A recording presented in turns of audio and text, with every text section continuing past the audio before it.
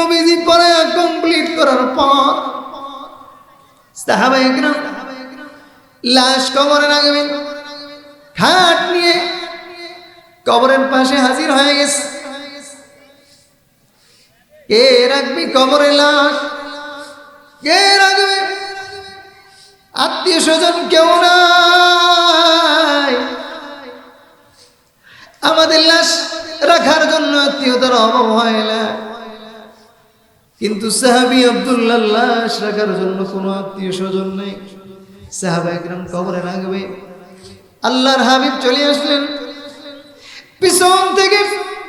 আল্লাহর হাবিব সামনে এসে বললেন, সাহাবীরা রে, না না, আব্দুল্লাহর লাশ আজকে তোমরা কেউ কবরে নামবে না, কারণ আব্দুল্লাহ এমন এক সাহাবী, ঈমান গ্রহণ করার কারণে, ঈমানের উপরে অটল থাকার কারণে আল্লাহ রাব্বুল ইজ্জত যে কর্মসূচি দিয়েছেন, যেই দুইটা কর্মসূচি দিয়েছেন আমার আল্লাহ, এই কর্মসূচি পালন করার কারণে দুনিয়ার সহায় সম্পদ থেকে বঞ্চিত হয়েছেন, ঘর বাড়ি হারা হয়েছেন আব্দুল্লাহ। এমনকি ঈমানের উপরে অটল থাকার কারণে, ঈমানের সাগরের মধ্যে যে ঢেউ এসেছে, ওই ঢেউর উপরে অটল থাকার কারণে ওই আব্দুল্লাহ ঘর থেকে ইজ্জত হারা হয়ে বের হতে হয়েছে, পরনের কাপড় পর্যন্ত নিয়ে বের হতে পারে নাই। আজকের লাশ তোমরা কেউ কবরে রাখবা না, আমি নবী নিজ হাতে আব্দুল্লাহর লাশ কবরে রাখব।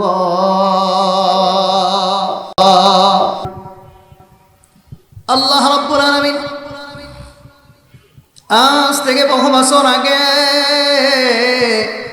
এই দুনিয়ার মানুষগুলোকে ভালো বানাবার জন্যে, অভদ্র মানুষগুলোকে ভদ্র বানাবার জন্যে, জাহান্নামী মানুষগুলোকে জান্নাতি বানাবার জন্যে, আল্লাহ ভোলা মানুষগুলোকে আল্লাহওয়ালা করার জন্যে, এক কথায় আল্লাহ রাব্বুল আলামিন অভোলা মানুষগুলোকে, হতভাগা মানুষগুলোকে কল্যাণমুখী করার জন্যে আমার মাহবুব এই দুনিয়ার মানুষগুলোকে জান্নাতমুখী করার জন্যে আল্লাহ রাব্বুল আলামিন এই দুনিয়ার জমিনে আমার আল্লাহ দয়া করে, মেহেরবানি করে এই দুনিয়ার মানুষের জন্য দয়া করে রহমাতুল লিল আলামিন রাসূলুল্লাহ সাল্লাল্লাহু আলাইহি সাল্লামকে এই দুনিয়ার মানুষের জন্য রহমাতুল লিল আলামিন হিসাবে নাজিল করে দিলেন। ওই নবীর উপরে আল্লাহ রাব্বুল আলামিন কোরআনে কারীম নাজিল করে দিয়ে আল্লাহ রাব্বুল আলামিন জানিয়ে দিলেন, নবী গো, যেই মানুষগুলোকে আমি আল্লাহ রাব্বুল আলামিন আপনার উপরে কোরআন নাজিল করলাম, আমি আল্লাহ রাব্বুল ইজ্জত আপনাকে জানিয়ে দিলাম, যেই মানুষগুলি আপনার উপরে নাজিলকৃত কোরআন অনুযায়ী জীবনযাপন করবে। সূরা হামিম সিজদার 30 নম্বর আয়াতে আল্লাহ রাব্বুল আলামিন যে কর্মসূচি দিলেন, আল্লাহ বললেন, ইন্নাল্লাযীনা ক্বালু রাব্বুনাল্লাহ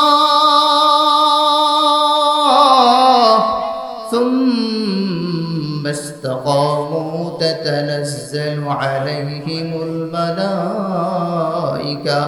আল্লাহ বললেন, নিশ্চয়ই যারা ঈমান আনবে আর বলবে আমার রব আল্লাহ, আল্লাহ রাব্বুল আলামিন বললেন, এই আল্লাহ যে রব, এই কথা বলার পরে মৃত্যু পর্যন্ত অটল থাকবে। সুম্মা ইসতাকামু তাতানাজ্জাল, আল্লাহ বললেন মৃত্যু পর্যন্ত অটল থাকবে, কারণ মৃত্যুর আগ মুহূর্তে এই ঈমান নামক ঢেউয়ের মধ্যে অনেক ধরনের বিপদ চলে আসবে। ও বন্ধুরা রে, এক নম্বরে মৃত্যুর সময় মানুষের উপরে ঈমান নামক ঈমানের সাগরের মধ্যে অনেক ধরনের ঢেউ আসবে, নাস্তিকতার ঢেউ আসবে, জঙ্গিবাদের কালিমা লেপন আসবে, সুন্নতের উপরে যারা চলবে এদের উপরে নানান ধরনের নির্যাতন চলে আসবে, নানান ধরনের হামলার শিকার হয়, মামলার শিকার হবে। আল্লাহ নবী সাল্লাল্লাহু আলাইহি সাল্লাম জানিয়ে দিলেন, মৃত্যুর আগে এদের উপরে ভয়াবহ কালিমার ঈমান নষ্ট করার জন্য ঝড় তুফান চলে আসবে। কিরকম? মৃত্যু যখন হবে, মৃত্যু হবে এ ব্যাপারে কোনো সন্দেহ নাই। মৃত্যুর আগ মুহূর্তে মানুষের মৃত্যু কিভাবে হবে? কোরআনে কারীমে আল্লাহ রাব্বুল আলামিন বললেন, ওয়ান্নাসিআতি গারকা ওয়ান্নাশিতাতি নাশতা।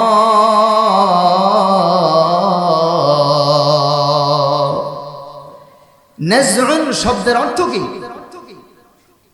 নাজউন শব্দের অর্থ হলো সজোরে সর্বশক্তি দিয়ে টান দেওয়া। আর নাজিআত বলা হয় যে সমস্ত ফেরেশতারা সর্বশক্তি দিয়ে টান দেয়। কোরআনে কারীমের 30 নম্বর পারার 2 নম্বর সূরা নাজিআত এর প্রথম নম্বর আয়াত এবং দ্বিতীয় আয়াতে আল্লাহ তাআলা এই বিষয়টা বলেছেন, মৃত্যু কিভাবে হবে। আল্লাহ রাব্বুল আলামিন কসম করলেন ওই সমস্ত ফেরেশতাদের, যে সমস্ত ফেরেশতারা সজনে মৃত ব্যক্তির জান কবজ করার জন্য টান দিবে।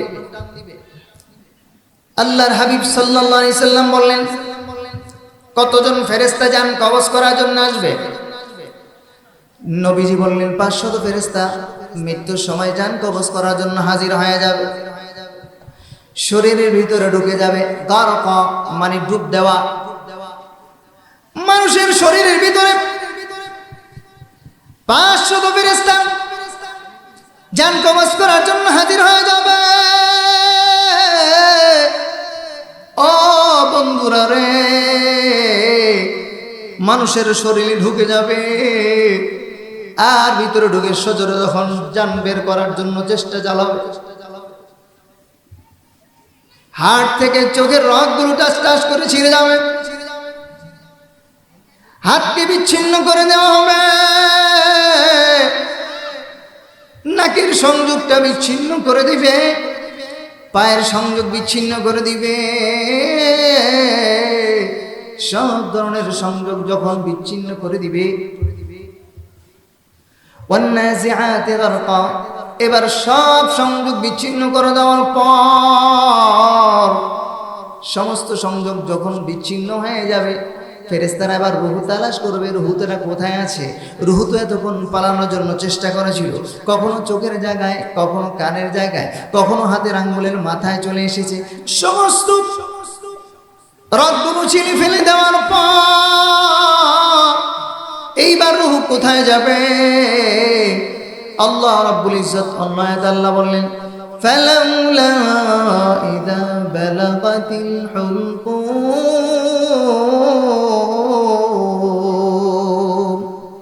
হুলকুম মানে গলা, এই জায়গায় রূহ এবার চলে আসবে। মুফাসসিরিনে কেরাম উদাহরণ দিয়ে বুঝিয়েছেন, ফুটকা যখন ফুলানো হয় বেলুন, বেলুনের ভিতরে বাতাস যখন ঢুকানো হয়, এবার বেলুনের শেষ মাথায় একটু গিট্টু দেওয়া হয়। গিট্টু যদি না দেওয়া হয় তাহলে বাতাস বের হয়ে যাবে। হাদিসে কুদসিতে আল্লাহ রাব্বুল ইজ্জত জানায়, ফানফাকা ফীহি, মানুষকে যখন বানানো হলো, সমস্ত মানুষ তৈরি করার পরে আল্লাহ রাব্বুল আলামিন ফানফাকা ফীহি, মানুষের দেহের মধ্যে ফু দিয়ে দিলেন, ফু দিয়ে গলার মধ্যে একটু গিট্টু দিয়ে দিলেন। মৃত্যুর আগ পর্যন্ত গিট্টু আর কোনোদিন খোলা হবে না। মুফাসসিরিনে কেরাম বলেন, এবার মৃত্যুর আগ মুহূর্তে ওই ফেরেশতা জান কবজ করার জন্য গলার মধ্যে গিট্টুটা খুলবে। সমস্ত মানুষের মৃত্যু যন্ত্রণা শুরু হয়ে যাবে, কিন্তু ঈমানদারদের মৃত্যু যন্ত্রণা হবে না। কেমনে হবে না? ফুটকার বান যদি গলা থেকে একটু ছুটিয়ে দেওয়া হয়, সাথে সাথে বাতাস যেমন বের হয়ে যায়, তেমনি ভাবে ঈমানওয়ালা গলা থেকে যখন রোহের রশিটা, ফুটকা যেমন বেলুনের গিট্টু খুলে দিলে যেমন বাতাস বের হয়ে যায়, ঠিক ঈমানদারদের রূহ কবজ করার সময় ফেরেশতারা এমন জোরে চাপ দিবে, এই জায়গায় চাপাচাপি যখন চলতে থাকবে, হাদিস শরীফে আসছে, তখন আবার পরীক্ষা হয়ে যাবে, তখন আবার ঈমানের উপরে বাতাস ঝড় তুফান চলে আসবে। কিরকম? শয়তান হাজির হয়ে যাবে, মায়ের শুরুতে হাজির হয়ে যাবে, বাবার শুরুতে হাজির হয়ে যাবে, বাবার শুরুতে হাজির হয়ে, মায়ের শুরুতে হাজির হয়ে মৃত ব্যক্তিকে জ্বলতে থাকবে। বাবা, দীর্ঘদিন আগে দুনিয়া থেকে বিদায় নিয়েছি। দুনিয়াতে যখনই তুমি কোনো কষ্টে পতিত হইতা, আমি তোমার জন্য জান জীবন দেওয়ার জন্য চেষ্টা করেছিলাম। বড় কষ্ট করে তোমাকে পেটে ধারণ করেছি, বড় মায়া করে তোমাকে লালন পালন করেছিলাম। আজকে মৃত্যুর সময় আমি হাজির হয়েছি। আমি চাই না তুমি মৃত্যুর পরে বড় কষ্ট করো। তুমি হুজুরদের কথা শুনবা না, কোরআন কিতাব এগুলো সব মিথ্যা।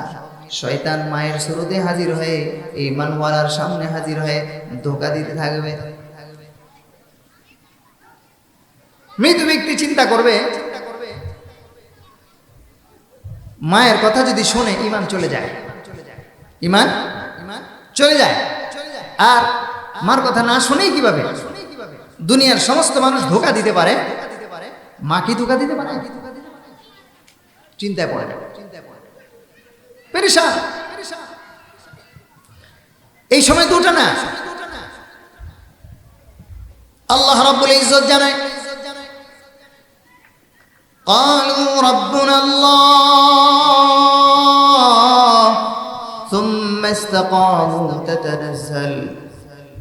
যারা বলবে আমার রব আল্লাহ, আর এর উপরে মৃত্যুবরণ করবে, মৃত্যু পর্যন্ত অটল থাকবে, আল্লাহ রাব্বুল ইজ্জত জানায় দিলেন এই দুইটা কর্মসূচি যারা পালন করবি, আমার আল্লাহ বললেন সুম্মা ইসতাকামু তাতানাজ্জালু আলাইহিমুল মালাইকা।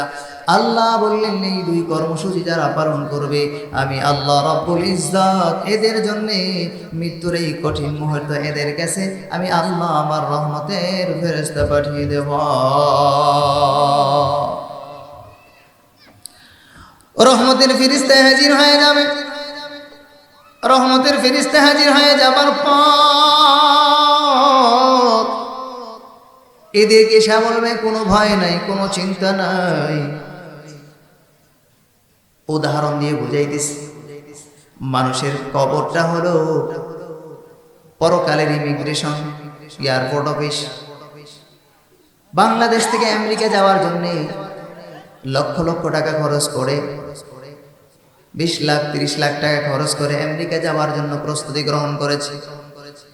কিন্তু ভিসাটা যদি জাল হয়, ভিসায় যদি কোনো সমস্যা থাকে, এয়ারপোর্টে যাওয়ার পর ইমিগ্রেশনে ঢোকার পরে চিন্তা করতেছে, বাড়ির সমস্ত জমি জমা বিক্রি করে ছেলে সন্তান বিবি বাল বাচ্চাকে শ্বশুর বাড়িতে রেখে রওনা করেছে। ছেলে সন্তান বিবিকে বুঝালো একবার যদি আমেরিকায় যেতে পারি, ঢাকা শহরে বাড়ি করা কোনো ব্যাপার হবে না। এই রবি স্ত্রী মেনে নিয়েছে, শ্বশুর বাড়ির লোকজনও মেনে নিল, ছেলে সন্তান মেনে নিয়েছে। কিছুদিন কষ্ট করি, কোনো সমস্যা নাই।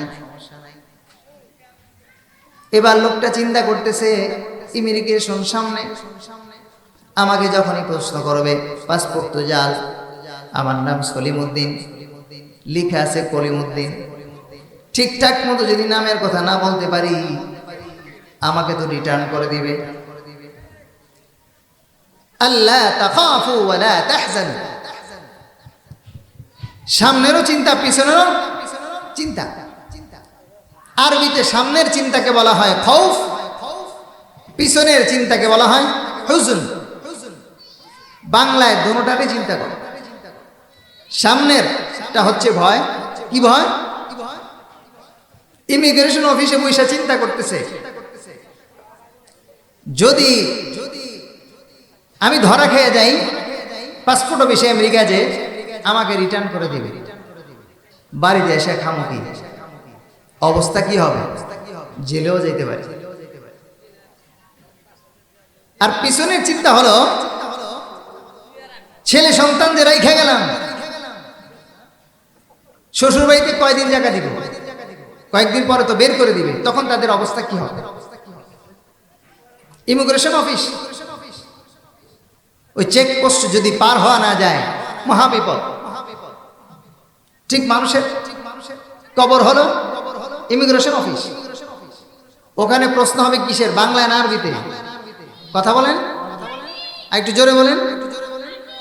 আরবিতে প্রশ্ন। আমেরিকা যেতে হলে প্রশ্ন বাংলায় না ইংরেজিতে?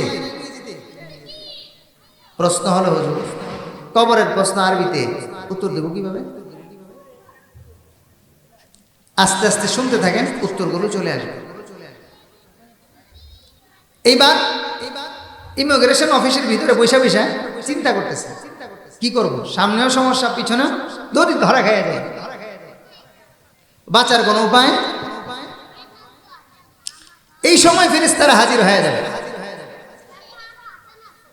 আয়েশা বলবে আল্লা তাখাফু ওয়া লা তাহজানু ওয়া আবশিরু বিল জান্নাতি আল্লাতী কুনতুম তুআদুন।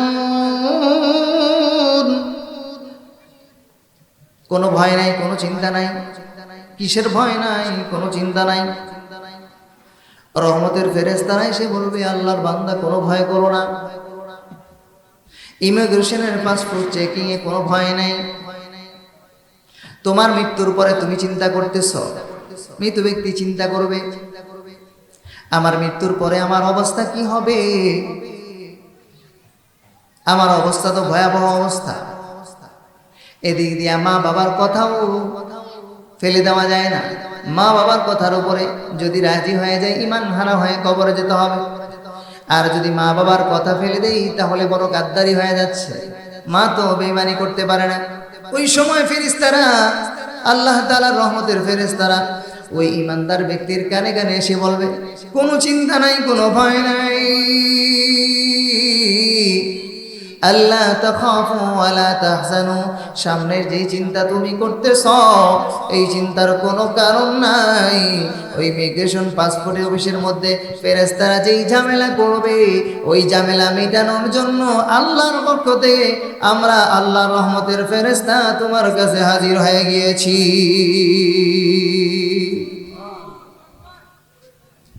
আয়েশা এরা সুসংবাদ দিতে থাকবে আর বলতে থাকবে এই যে তোমার কাছে যারা হাজির হয়েছে তোমার মা বাবা, এগুলো তোমার মা বাবা না, এগুলো হলো ইবলিস শয়তান। ওই সময় ফেরেশতারা যখন চাপ দিবে, জান কবজকারী ফেরেশতারা যখন চাপ দিবে, প্রচন্ড রকমের পানির পিপাসা লাগবে। হাদিস শরীফে আসছে আল্লাহর হাবিব সাল্লাল্লাহু আলাইহি সাল্লাম বললেন ইমানদার ব্যক্তি হোক আর বেঈমান হোক, যেই হোক না কেন, মৃত্যুর সময় এত পানি পিপাসা লাগবে দুনিয়ার সম্মতের ফেরেশতাগুলো এসে বলবে এই যে তোমার মা বাবা যাদেরকে দেখতেছো এরা তোমার মা বাবা না, এরা হলো ইবলিস শয়তান। আবার ওই শয়তান মায়ের শুরুতে এখানে আছে, এখনো যায় নাই। ডাক দিয়ে বলবে বাবারা, দুনিয়ায় তোমাকে কোনোদিন ধোঁকা দেয় নাই, মৃত্যুর আগে কি তোমাকে ধোঁকা দেব নাকি? তোমাকে কষ্ট দেওয়ার জন্য আমি আসছি নাকি? না না না, তোমার কষ্ট কোনোদিন সহ্য করতে পারি নাই। আজকে যে তুমি পানির পিপাসায় কাতরাইতেছো, তোমার জন্য আমি পানি নিয়ে হাজির হয়ে গিয়েছি। ফেরেশতারা তখন জানাবে না না, এগুলো পানি না, বরং এগুলো হলো ইবলিস শয়তানের পেশাব। ওই সময় জান্নাতি বান্দা চিন্তায় পড়ে যাবে, এখন কারটা শুনবো, মা বাবার কথা শুনবো না ফেরেশতাদের কথা শুনবো?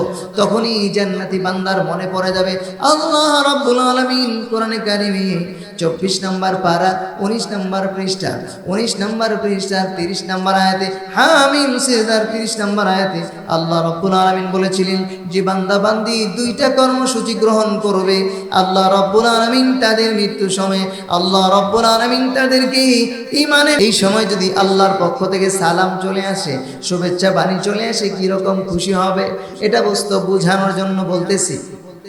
যারা আওয়ামী লীগ করেন ওনাদেরকে যদি দলের প্রধানমন্ত্রী, দলের সভানেত্রী শেখ হাসিনা যদি বলে অমুক ওয়ার্ডের অমুক সালাউদ্দিন মিয়ারে আমার কাছ থেকে একটা সালাম দিও, শুভেচ্ছা জানাও, আর এই কার্ডটা দিও আমার সাথে দেখা করতে, বলেন তো এই লোকটার খুশিটা কিরকম হবে? বুঝানো যাবে? চরমনের যারা মুরিদ আছে, কোন এক মুরিদকে মনে করেন পীর সাহেব হুজুরের চিনেও না কেউ, কিন্তু কোনো একজন সাধারণ একজন মুরিদকে যদি পীর সাহেব হুজুর একটা সালাম পাঠায় আর একটা কার্ড দিয়ে দেয়, বলে দেয় যখনই মনে চায় তখনই আমার সাথে সাক্ষাৎ করতে পারবে, বলেন তো আর কি মাথা ঠিক থাকবে? দলের প্রধান যদি সালাম জানাইলে এইরকম খুশি হয়, ইমানদার বান্দা বান্দিকে যদি আল্লাহ রাব্বুল ইজ্জত সালাম পাঠায় তখন কিরকম খুশি হইতে পারে? এটা কি ভাষায় বোঝানো যাবে? ফেরেশতারা এসে বললেন সালামুন কওলাম মির রাব্বির রহিম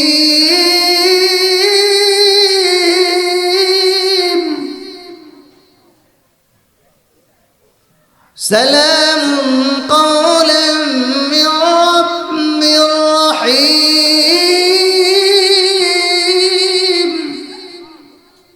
আল্লাহর পক্ষ থেকে সালাম, কি মজাদার হবে, কখনো চিন্তা করা যায়। সাহাবায়ে কেরাম দোস্ত এমনি পাগল হয়নি। রাসূল করিম সাল্লাল্লাহু আলাইহি ওয়াসাল্লামের উপরে ঈমান আনার পরে মা বাবার কথা এমনি ভুলে যায় না, স্বামী তার স্ত্রীর কথা এমনি ভুলে নাই,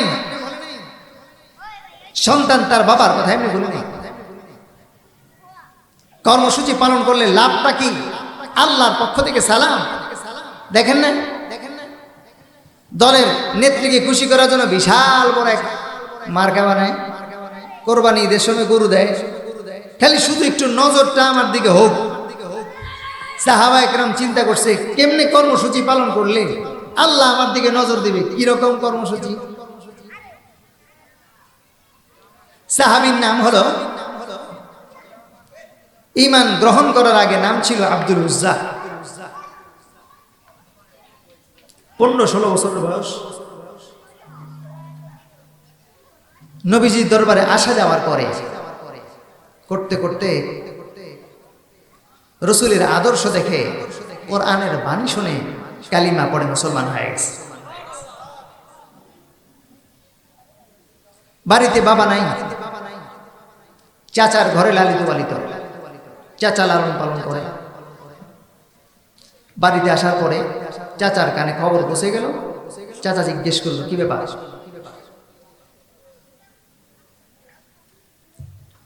তুমি নাকি মুসলমান হয়েছ? বলল জি চাচা জান, আমি মুসলমান হয়েছি। কেন মুসলমান হইলা?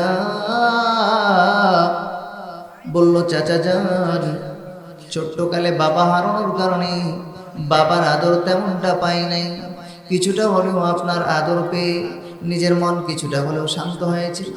ছোট্টকালে মা চলে যাওয়ার কারণে মায়ের আদর থেকে বঞ্চিত,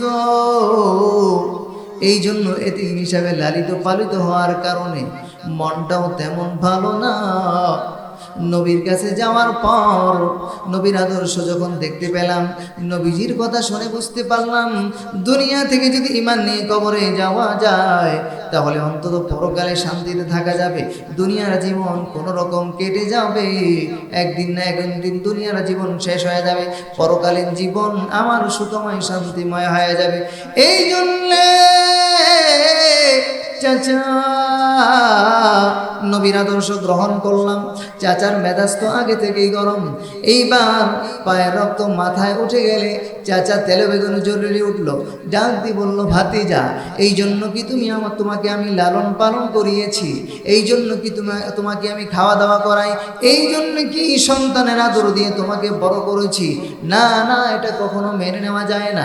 তুমি আমার বাপ দাদার ধর্মে চুনকালি মেঘবা, না না, মুহাম্মদের আদর্শ গ্রহণ করবা। মুহাম্মদ ধর্ম যত, তার আদর্শ গ্রহণ করা যাবে না। না না, তোমাকে এখনই ঈমান ছেড়ে দিতে হবে, আর যদি ঈমান না ছাড়ো আমার বাড়ি থেকে চলে যেতে হবে। হযরতে আব্দুল্লাহ রাদিয়াল্লাহু তাআলা আনহু 15 থেকে 16 বছরের মানুষ চিন্তায় পড়ে গেলেন, কি করবেন, কোথায় যাবেন? এত অল্প বয়সের মানুষ। ও বন্ধু, বলা বড় সহজ, বাস্তবিক পক্ষে বড় কঠিন কাজ।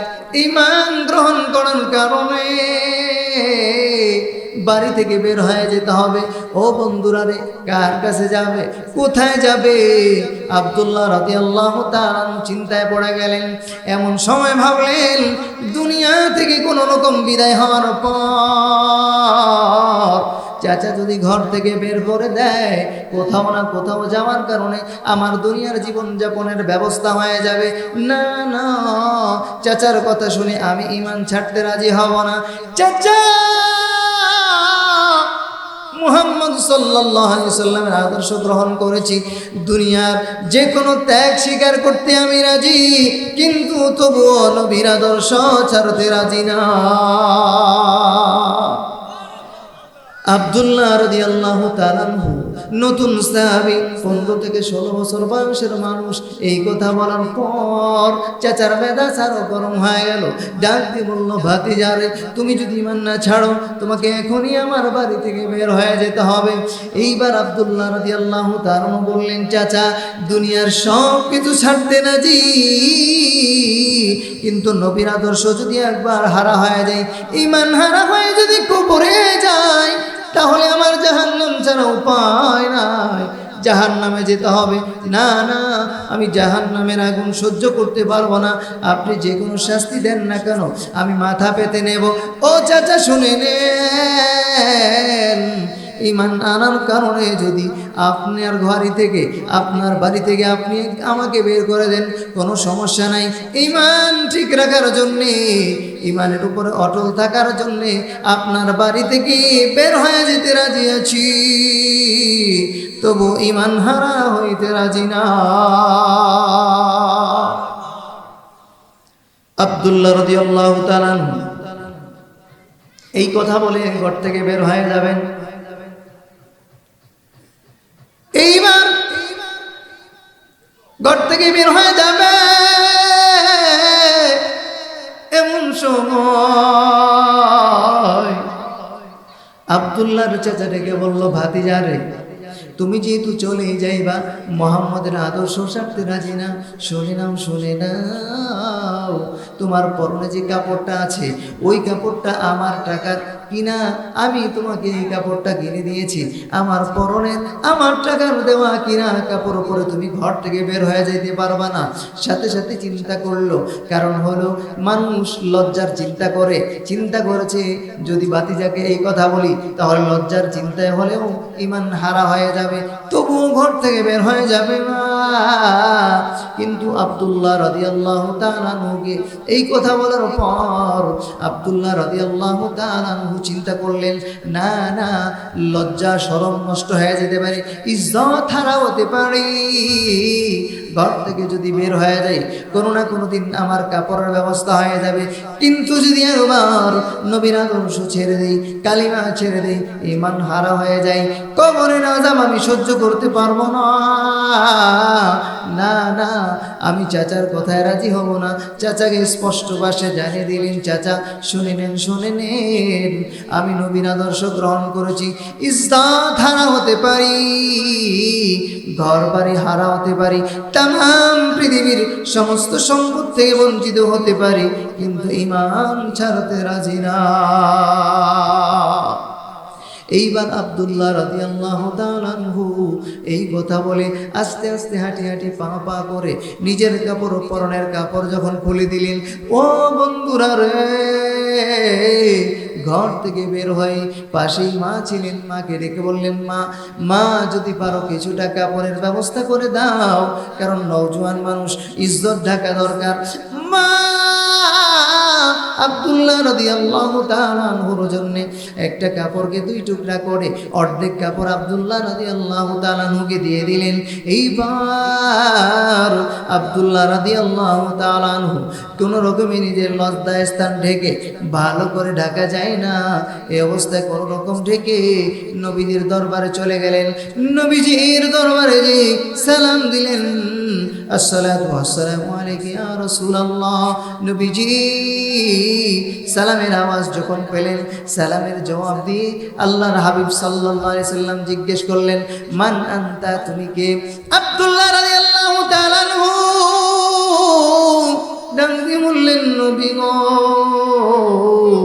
আমার নাম আব্দুল্লাহ। কোন আব্দুল্লাহ? এই তো কয়েকদিন আগে আমি মুসলমান হলাম।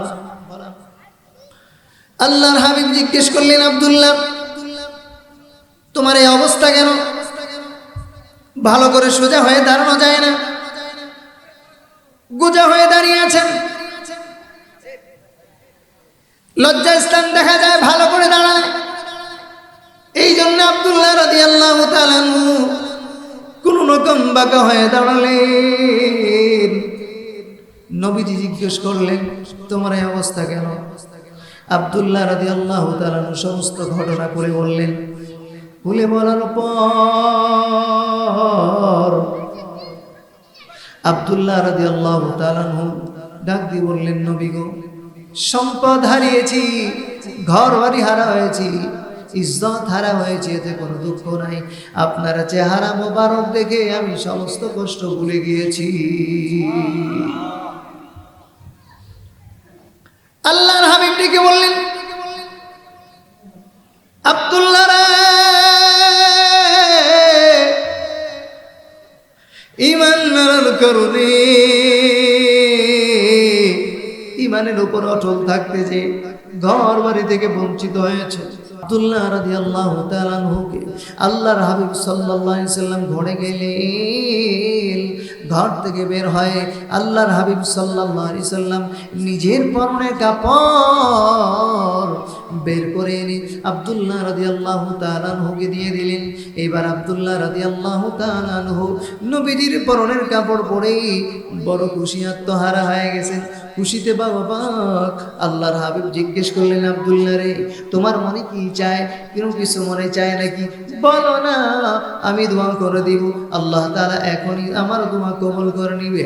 আব্দুল্লাহ রাদিয়াল্লাহু তাআলা আনহু চিন্তা করলেন, আমি যদি দুনিয়ার কিছু চাই, দুনিয়ার সম্পদ কোনোদিন একদিন না একদিন সম্পদ শেষ হয়ে যাবে, অথবা আমি দুনিয়া থেকে চলে যাব, সেই সম্পদ আমি কবরে নিয়ে যেতে পারবো না। না না, দুনিয়ার কিছু চাইব না। ডেকে বললেন, নবী গো, আপনি বলেছেন যারা দুনিয়ার জীবন থেকে পরপাশে হয়ে যাবে, শাহাদাতের মউত যাদের হবে, যারা জিহাদে অংশগ্রহণ করবে, ইসলাম প্রতিষ্ঠার জন্য যারা আন্দোলন করবে, ইসলাম প্রতিষ্ঠার জন্য যারা চেষ্টা করবে, যুদ্ধে অংশগ্রহণ করবে, আপনি বলেছেন ওদেরকে আল্লাহ রাব্বুল আলামিন বিনা হিসাবে জান্নাত দিয়ে দিবে। আপনি দোয়া করে দেন, আমি যাতে শাহাদাতের মউত যাতে আমার হয়ে যায়, আমি বিনা হিসাবে জান্নাতীদের অন্তর্ভুক্ত হয়ে যাই। আল্লাহর হাবিব আল্লাহর কাছে দোয়া করে দিলেন। আল্লাহ রাসূল সাল্লাল্লাহু আলাইহি সাল্লামের দোয়া আল্লাহ রাব্বুল আলামিন কবুল করে দিলেন। ও বন্ধুরা রে, সংক্ষেপ কথা হলো, এইবার আব্দুল্লাহ রাদিয়াল্লাহু তাআলা আনহু যুদ্ধে অংশগ্রহণ করলেন। যুদ্ধে অংশগ্রহণ করার পর কিছুটা আহত হলেন। শাহাদাতের মুখ তিনার এখনো হয় নাই, দুনিয়া থেকে বিদায় নাই। যুদ্ধের ময়দান থেকে ফেরত আসার সময় আহত অবস্থায় দুনিয়া থেকে বিদায় নিলেন। ইন্না লিল্লাহি ওয়া ইন্না ইলাইহি রাজিউন। ও বন্ধুরা রে, আল্লাহর হাবিব সাল্লাল্লাহু আলাইহি সাল্লাম এর সাহাবী আব্দুল্লাহ রাদিয়াল্লাহু তাআলা আনহু দুনিয়া থেকে বিদায় নেওয়ার পর সাহাবায়ে কেরাম রাদিয়াল্লাহু তাআলা আনহু তার জানাজার ব্যবস্থা করে দিলেন। জানাজার কাফনের ব্যবস্থা করে ফেললেন, জানাজার জন্য প্রস্তুতি গ্রহণ করলেন, জানাজা করাবেন। এই সময় আল্লাহর হাবিব সাল্লাল্লাহু আলাইহি সাল্লাম সাহাবায়ে কেরামের সামনে হাজির হয়ে গেলেন। আব্দুল্লাহর লাশের সামনে হাজির হয়ে বলেন, সাহাবীরা শুনে নাও, আজকে আব্দুল্লাহর জানাজা কেউ পড়াবে না, আব্দুল্লাহর জানাজা আমি নবী নিজে পড়াব।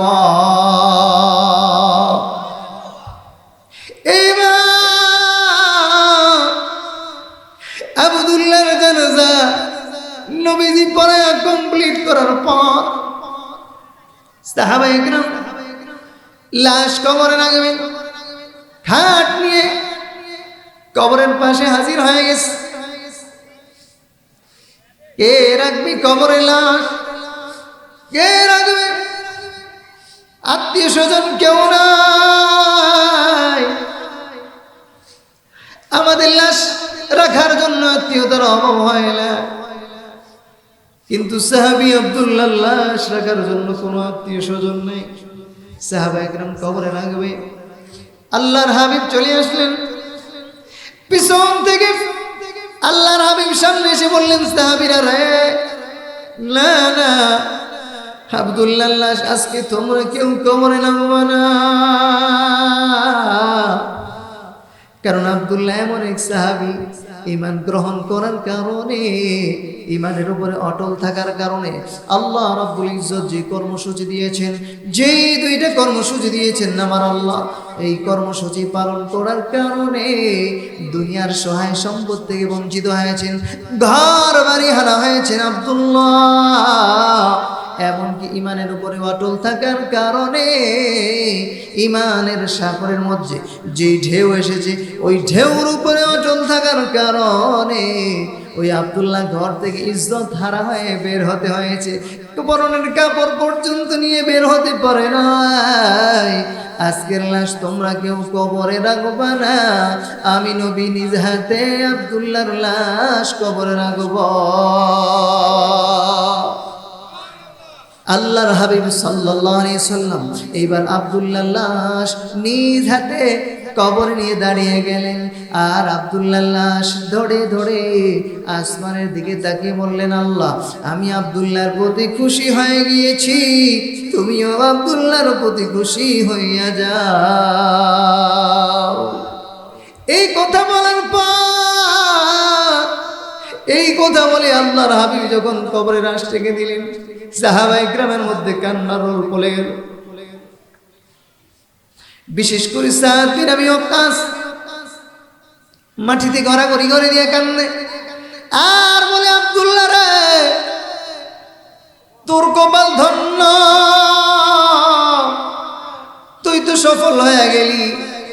কারণ নবী নিজে সাক্ষী দিয়েছে, নবী তোর প্রতি খুশি হয়ে গেছে, আর আল্লাহকেও খুশি হতে বলেছে। আজকে যদি তোর লাশ কবর না হয়, তুই যদি মৃত্যুবরণ না করে আমি সাদ মৃত্যুবরণ করতাম, আমার জীবনটা ধন্য হয়ে যেত। এই জন্য বন্ধুরা রে, আল্লাহ রাব্বুল ইজ্জত জানালেন সূরা হামিম সিজদার 30 নম্বর আয়াতে আল্লাহ বললেন, যারা দুইটা কর্মসূচি গ্রহণ করবে এদের জন্য আল্লাহ রাব্বুল ইজ্জত প্রথম নম্বরে রহমতের ফেরেশতা আল্লাহ রাব্বুল আলামিন রহমতের ফেরেশতা মৃত্যুর সময় নাজিল করে দিবেন, ফেরেশতাদেরকে নাজিল করে দিবেন। আল্লাহ বলেন, তাতানাজ্জালু আলাইহিমুল মালাইকাতু আল্লা তাখাফু ওয়া লা তাহজানু وأبشروا بالجنة التي كنتم توعدون।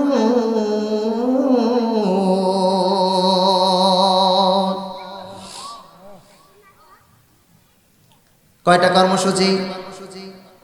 এক নাম্বার কর্মসূচি হচ্ছে রব্বুনা আল্লাহ, যারা বলবে আমার রব কে। দুই নম্বরে এর উপর অটল থাকবে। ফেরেশতারা মৃত্যুর সময় আসবে, আইসা কি বলবে? কানে কানে বলবে।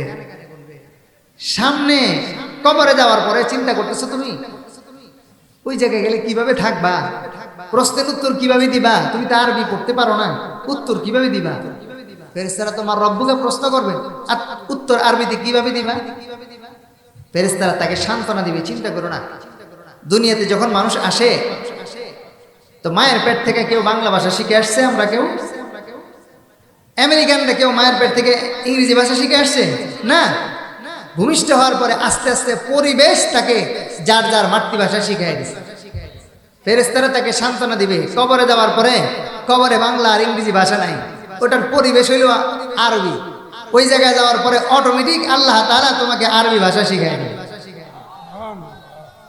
আর বলবে, ভাবতেছ আরে নতুন এক জগতে যাইতেছি, ওখানে যে আমি কিভাবে থাকবো, বন্ধু বান্ধব নাই, কে না কি বলে, টেনশন করতেছো? না না, ফেরেশতারা এসে বলবে, আমি তো তোমার দোস্ত। তুমি ভাবতেছো তোমার সাথে কথা বলবে কে? আরেক ফেরেশতা এসে বলবে, আরে আমি তো তোমার সাথে গল্প করবো। তুমি ভাবতেছো পরকালে যাওয়ার পরে তুমি থাকবা কোথায়, খাইবা কি? না না, এটা হলো সামনে চিন্তা। আল্লাহ তাখাফু, সামনে যে ভয় করতেছো, ভয়াবহ আযাব, জাহান্নামের শাস্তি না, এই ধরনের কোনো পেরেশানি নাই। ওয়ালা তাহজানু, ফেরেশতারা এসে ঈমানদার ব্যক্তিদেরকে, যারা কর্মসূচি আল্লাহর দেওয়া কর্মসূচি দুইটা পালন করবে, এদেরকে অভয় দিবে, সাহস দিবে। তুমি চিন্তা করতেছো পিছনে তো তুমি হালাল মেনে হালালভাবে পয়সা কামাই করার কারণে বিশাল সম্পত্তি সন্তানদের জন্য রেখে আসতে পারো নাই, চিন্তা করতেছো আরে ঘুষ খাইলাম না, দুর্নীতি করলাম না, ঢাকা শহরে বাড়ি একটাও করতে পারলাম না, আমার ছেলে মেয়ে তো গরিব, এমনি জীবন যাপন করবে। ফেরেশতারা এসে কানে কানে বলবে ওয়ালা তাহজানু, তুমি তোমার সন্তানের জন্য চিন্তা করো না। তুমি না তোমার আল্লাহর দেওয়া কর্মসূচি পালন করছো, নির্বাচন রাখ দেন মেম্বার সাহেবের চেয়ারম্যান সাহেবের কর্মসূচি যদি সঠিকভাবে পালন করে, চেয়ারম্যান সাহেব পাশ করার পরে যেই ছেলে কর্মসূচি পালন করছিল ওর কি আর কোনো চিন্তা আছে? কথা কয় না। কাঠ কি একটা পাইবো না ও যা চায় ওই কটাই? আল্লাহ বলেন ফেরেশতারা এসে তাকে বলবে ওয়ালা তাহজানু, তুমি তোমার সন্তানের ব্যাপারে চিন্তা করো না, যেহেতু তুমি আল্লাহর দেওয়া কর্মসূচি পালন করছো, তোমার সন্তানদেরকে দুনিয়ার জীবনে লালন পালন করার জিম্মাদারি দায়িত্ব আল্লাহ নিজে গ্রহণ করবেন। আল্লাহ যদি সন্তানের দায়িত্ব নিজে গ্রহণ করে সেটা ভালো, আমি পালন করে সম্পদ থিয়া যাবো সেটা ভালো? আপনারা কি আমার কথা বুঝতে পারতেছেন? একটু জোরে বলেন, আল্লাহ দায়িত্ব গ্রহণ করা ভালো না আমি সম্পদ রাইখা গেলে ভালো? নারায়ে তাকবীর। ফেরেশতারা এসে যখন এই কথা বলবে যে আল্লাহ দায়িত্ব গ্রহণ করবে, কোনো টেনশন আছে? এই জন্য আপনারা দুনিয়ায় দেখবেন যে সমস্ত আল্লাহওয়ালা হুজুর গানে দিন, বড় হুজুর হাফিজ হুজুর রহমতুল্লাহ আলাই নাম শুনছেন না অনেকে? শামসুল হক ফরিদপুরি রহমতুল্লাহ আলাই নাম শুনছেন না অনেকে? পীরজি হুজুর রহমতুল্লাহ আলাই নাম শুনছেন না অনেকে? সম্পদ রাইখা দেয় নাই, কিন্তু আল্লাহর কর্মসূচি পালন করার কারণে ওনাদের ছেলেরা কি না খেয়ে আছে না ইজ্জতের সাথে আছে? কারণ দায়িত্ব গ্রহণ করেছেন কে? আর জোরে বলতে হবে কে গ্রহণ করেছেন? আমরাও চাই আমাদের সন্তানদের দায়িত্ব গ্রহণ করবেন কে? এই জন্য কর্মসূচি কয়টা পালন করতে হবে? একটা ঘটনা মনে পড়লো, শোনাবো কি? কর্মসূচি কি পালন করবেন না বাদ দিবেন? কারটা পালন করবেন? আর জোরে। বিশ্ববিখ্যাত বুজুর্গ, আপাতত ঢাকায়, আপাতত ফুজাইল ইবনে আয়াস। নাম কি? ফুজাইল পয়েন্টে তুই শাহী মসজিদের আশপাশে অমুকে 20 ফুট এলাকায় 3 জনের দায়িত্ব দিলাম, আর সেই জঙ্গলের মধ্যে বসে থাকে। ফুজাইল ইবনে আয়াস, নেতাজি কোথায়? জঙ্গলে বসা, যায় নামাজ বিছায়া, জুব্বা লাগায়া, এরকম একটা আবাগ আবা লাগায়া, পাগড়ি পইরা একদম যায় নামাজ বিছায়া বসা। কত বড় বুজুর্গ! আসলে কি উনি আপাতত ডাকাইতে সব। তো ঘটনাক্রমে ওই এলাকা দিয়া একজন মাদ্রাসার হুজুর আলেম রাত্রেবেলা সফর করতেছে। আগে তো রাস্তাঘাট তো ছিল না, গাড়ি ঘোড়া ছিল না, তো হাঁটতে হাঁটতে সন্ধ্যা হয়ে গেছে। দেখে যে হায় হায় কোন এলাকা দিয়ে যাইতেছি, এ তো ডাকাইতের সর্দার ফুজাইল ইবনে আয়াজের এলাকা দিয়ে ঢুকছি, আজকে আর রক্ষা নেই। সাথে অনেক স্বর্ণ মুদ্রা, টাকা পয়সা আছে। আগে তো স্বর্ণ মুদ্রা ছিল। আজকে রাতটা কোন রকম জঙ্গলে কাটাই দেই। সকালবেলা জঙ্গল থেকে বের হয়ে আসতেছিলাম। তো এই হুজুর যখন জঙ্গলে ঢুকছে, ঢুকার পরে ঢুকতে ঢুকতে যায় দেখো মাশাআল্লাহ, যাক বাঁচা গেল। দেখছে দূর থেকে দেখা যাচ্ছে পাগড়িওয়ালা, যায় নামাজ বিছানো, বড় বুজুর্গ। চিন্তা করছে যাক আল্লাহ রক্ষা করছে। ডাকাত যদি জঙ্গলের ভিতরে আসে, অন্তত আমার মাল নিতে হইলেও আমি একটা লোক পাইছি, ওনার কাছে নিয়ে আমার মালগুলো দিয়ে দিব, জানে অন্তত বেঁচে যাবে। কাছে যায় সালাম দিচ্ছি, সালাম আলাইকুম। ওয়ালাইকুম আসসালাম। হুজুর কিসে? আমি তো রাস্তা দিয়ে পথিক মানুষ যাইতেছিলাম, সমস্যায় পড়ে গেছি। আমার কিছু একটা জিনিস আছে, এটা যদি আপনি রাখতেন জান আমাদের নিচে রেখে দাও। কে কয়? ডাকাতের সর্দার ফুজাইল ইবনে আয়াস।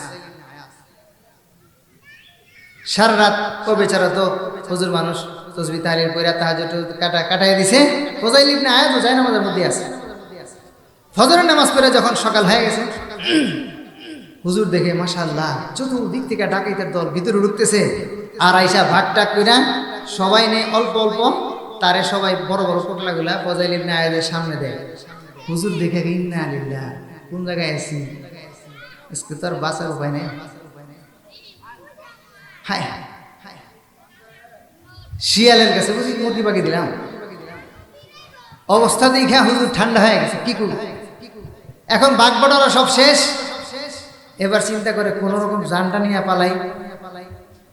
হুজুর জায়গা যাও, ফজাইল ইবনে আয়াজ বলতেছে হুজুর বিদায় দেন জায়গা, ঠিক আছে যাও।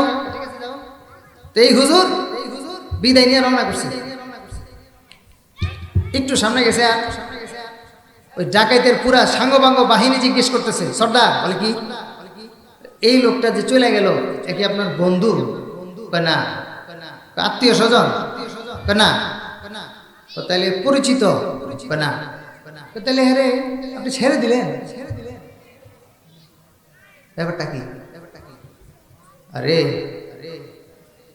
আমরা সারা রাত বিভিন্ন এলাকায় এলাকায় কষ্ট কইরা মেহনত কইরা ডাকাতি কইরা আপনারে বড় পড়লা দেই, আর আপনি বড় দাগের মাল ছেড়ে দিতেছেন। আরে বুঝবি না কেন ছাড়ছি? বলে ছাড়ছি এই কারণে আমি ডাকাতি করি, ডাকাতির একটা পোশাক আছে, ডাকাতির একটা কি আছে, এলাকার মানুষ জানে আমি ডাকাত, আমাকে দেখলে কেউ কাছে আসে না। আমি যখন নবীর সুন্নত মাথায় দিয়েছি, জায়নামাজ বিছাইছি পাঞ্জাবি পরার কারণে সে মনে করছে আমি ডাকাইত না, আমি বড় আল্লাহওয়ালা। আজকে যদি আমি তার মাল রেখে দেই, সে যখনই কোনো পাগড়িওয়ালা দেখবে মনে করবে ডাকাত, ডাকাতের সর্দার যায়, দেখেই পালাইবে। রসুলের সুন্নতের বেইজ্জতি হবে, এই জন্য আজকে আমি তার মাল নিচ্ছি না। হুজুর বেচারা 10 কদম দূরে যায় চিন্তা করলো মাল ছাড়া চলে যাইতেছি, আচ্ছা দেখ মালটা চাইয়াই দেখি। চাওয়া হইলো আমার কাজ, দেওয়া না দেওয়া তার কাম। আয়া বলছে জি জনাব, আবার আসলাম। কেন? বলে যে আমি একটা পোটলা রেখে গেছিলাম কিছু স্বর্ণ মুদ্রা, ওইটা বললো এলো কই রাখছো তুমি? চায়না মাঝে নিছি, নিয়ে নাও। এখন চিন্তা করে আল্লাহ নিয়ে নিও, এটা কি আসলে দেওয়ার বান না আসলে বিরিয়ানি করা করে দেওয়ার বুদ্ধি? পরে আবার চিন্তা করে ছেলে নিয়ে এলো, তো যায় না মাঝে নিচ থেকে যখন উঠায় নেয় আর চায় কিরে, তো আস্তে আস্তে নিয়ে আর রওনা করছে। রসুলের পোশাক রে ইজ্জত দিছে, কি করছে দোস্ত? রসুলের সুন্নতকে যদি কোনো মানুষ ইজ্জত করে, খোদার কসম আল্লাহ তাআলা তাকে হেদায়েত দিয়া দুনিয়া থেকে বিদায় নেয়। আল্লাহ তাখাফু ওয়ালা তাহজানু, এই তাহজানুর ব্যাখ্যা শুনাই দিছে। ফুজাইল ইবনে আয়াজ ডাকাতির কাজ কমপ্লিট, বাড়িতে রওনা করছে। সাঙ্গবাঙ্গদেরকে শুনাইছে নবীর ইজ্জত রক্ষার্থে, রাসূলের সুন্নত মান সম্মান যাতে নষ্ট না হয়, এই জন্য আজকে তার সম্পদ সব দিয়ে দিলাম। আল্লাহ তাআলা ফেরেশতাদেরকে ডাক দিয়েছে, ফেরেশতারা হেদায়েতের খাতাটা খোলো, হেদায়েতের দপ্তরে আমার এই ডাকাত সর্দার ফুজাইল ইবনে আয়াজের নামটা উল্লেখ করে দাও। কিন্তু আজকে দুনিয়ার মানুষের কি হলো? রাসূলের সুন্নাত দাড়ি যারা রাখে এদের দাড়ি ধরে মানুষ থাপ্পড় দেয়, কথা বলেন ঠিক কিনা? রাসূলের টুপি মানুষ কুকুরের মাথায় দিয়ে দেয়, কথা বলেন ঠিক কিনা? এই সমস্ত রাসূলের সুন্নাত নিয়ে যারা কটূক্তি করে, আমরা নিশ্চিতভাবে বলতে পারি আল্লাহ রাব্বুল ইজ্জত সূরা কালাম 29 নম্বর পারার 2 নম্বর সূরা আল্লাহ রাব্বুল আলামিন বলেছেন, নুন ওয়াল কলামি ওয়া মা ইয়াসতুরুন মা আনতা বিনি'মাতি রাব্বিকা বিমাজরুন ওয়া ইন্না লাকা লাআজরান গায়রা মামনুন ওয়া ইন্নাকা লাআলা খুলুকিন আযীম ফাসাতুবসিরু ওয়া ইউবসিরুন।